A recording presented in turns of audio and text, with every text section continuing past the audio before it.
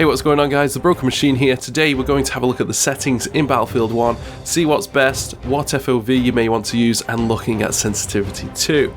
Apologies for the cold, but hopefully we can get through this. First, I want to say congratulations to Tafik N for winning a copy of Battlefield 1 in my giveaway. I did announce it on social media. He's a regular in my stream and a sub. I sent him some vouchers to get BF1 because he lives all the way in America and it would take like a week for a physical copy to get over there. So vouchers sorted, he's on the game now. Awesome. Make sure to stay around for more giveaways. Moving on, let's start with video settings. Brightness, I would recommend something between 50 and 60%. I use 60. At 0% you lose all the details in the shadows. Going up to 100, soldiers hidden in shadows will become much more visible, but you get a washed out image. Highly recommend staying between 50 and 60, but again this also depends on your monitor as well. Field of view is the extent of the observable game world seen on your display. Default is horizontal 70. Personally, I use horizontal 85. The lower you go, the more zoomed in it feels. Often people complain of motion sickness on low FOV. That might be the case for you. The higher you go though, the more you can see left and right, but go too far and the image becomes distorted. Higher is great for seeing more, but targets become smaller and thus perhaps harder to see and aim at. Horizontal 90 is a popular choice. Do choose wisely, have a play of it, see what works for you. Wouldn't recommend going over 90 though. ADS FOV. I have this off, so when I aim down sight, the screen zooms in a little, making targets bigger and easier to hit. With this on, the zoom effect is minimal. This is preference, I have it off, have a play of it.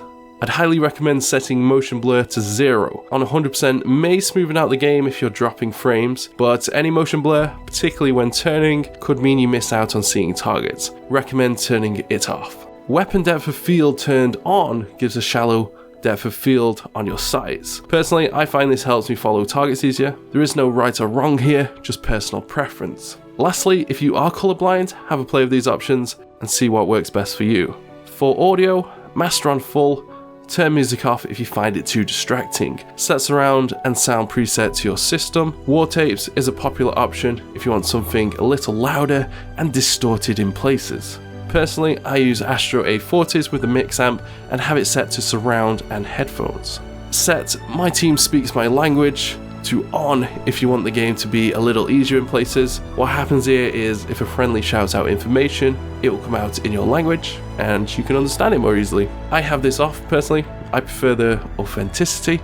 I know Battlefield authenticity, not really a thing, but that's the way I like it. Game announcer voice, set to whatever you want. I prefer the female, to be honest. Up to you. See what works. It doesn't make a huge difference. VoIP, turn on if you're not in a party. Communicate, damn it. That is what Battlefield is all about. You can play this game solo, but you're gonna have a tough time if you're not a strong player, so communicate. Now gameplay options. Show HUD if you want a bit of realism. Chat log and inventory recommend on when active. Crosshair color, use something bright. I use orange, similar to my YouTube design. Green or red are good choices too. Some people do go with a really dark blue. That can be quite good if you want something that's visible, but not too blaring in your face, you know. Kill log turn on, rest is up to you, pretty self-explanatory. Hit indicators, I have it so that it's blue for hits, red for headshots, green for confirmed kills. This makes it so that if you get a headshot, you instantly know you may only need a body shot or two, so you don't waste time aiming for the head again. Green gives a quick sign to snap onto a new target or move on. That's a pretty good setup. I would recommend starting there and then tweaking it to your liking. These final HUD options, change to your liking, join the single player campaign and have a play of these. Only thing I've changed is the minimap size to 125% and show stationary weapons to all. So as you're going around the map, any stationary weapons will show up on the minimap and it'll make it a little bit easier to get around the map and make callouts for your team. Now controls, turn off vibration if you want better aim. Rest is preference. For sensitivity, I use 100. Recommend using something that feels similar to other games that you play. A good rule is if someone is at 90 degrees away from you, if you can't snap to them in time, turn up your sensitivity. 30 to 50 is a good start. Use what works, not what others use. Just find something that works for you. Leaving the soldier zoom on 100 will result in the same sensitivity as hipfire when you're aiming down sight. Your choice on that one. Control schemes, again, are personal preference. If you want to flip your controls to aim with L1 and fire with R1 like I do, you'll need to do that through the PS4's accessibility options. Just click disable when you're playing other games.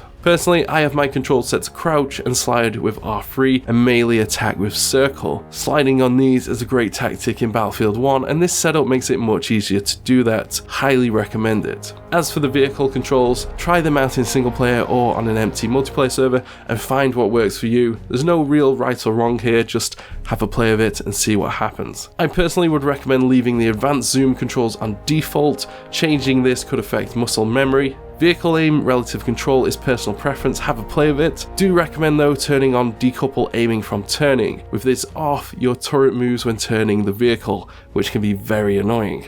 Turn uniform soldier aiming on and leave coefficient at the default setting. What this essentially does is make all sights feel the same. So if you turn 90 degrees right with a scope on a sniper, it'll feel exactly the same as turning with iron sights on a pistol. Last setting tip, join a server in your region, you'll have a much better experience and less lag. Make sure you do that. That's all for this video, guys.